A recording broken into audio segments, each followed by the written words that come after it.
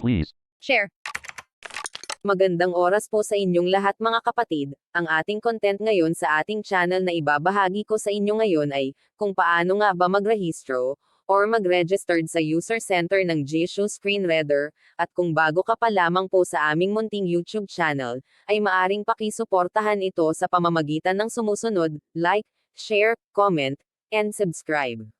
And ay hit na rin ang notification bell icon para mas notified ka pa sa mga ilalabas naming mga contents. Maraming salamat po sa inyo. Ang una, ay open na ang Jisoo Dagdag.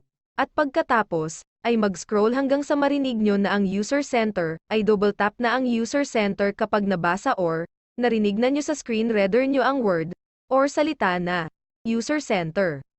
Kapag napasok na nyo ang user center, ay mag-scroll lang ulit hanggang sa mahanap nyo na ang register, at ay double tap nyo na kapag na-read na ng screen reader nyo ang register button, at pagkatapos, ay hanapin na nyo ang username. Paalala lamang po, 6 na characters lamang po ang pwede nyo ilagay, dahil kapag nakalampas kayo sa maximum limit ng characters, mag-error po ito, at kailangan masunod nyo na ang limit na 6 na characters. Ito ang halimbawa ng 6 na characters, J, A, AMBZ, at ganoon rin sa password.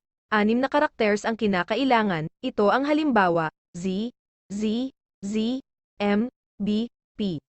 At pagkatapos nyong makapaglagay ng username and password, ay double tap na ang register button, at kapag nabasa nyo ang successfully registered, ay itap ang login, at pagkatapos ay i-type nyo lamang ang password nyo, at kapag tapos na, ay double tap ang OK button or login, at kapag narinig nyo na ang successfully login, Ay sa wakas, matagumpay ka na nakapaggawa ng iyong account sa Jisoo, at nakapagrehistro ka na rin sa user center ng Jisoo mo. I hope that you are learning something in this tutorial. Maraming salamat sa inyong lahat sa panonood. Please. Share.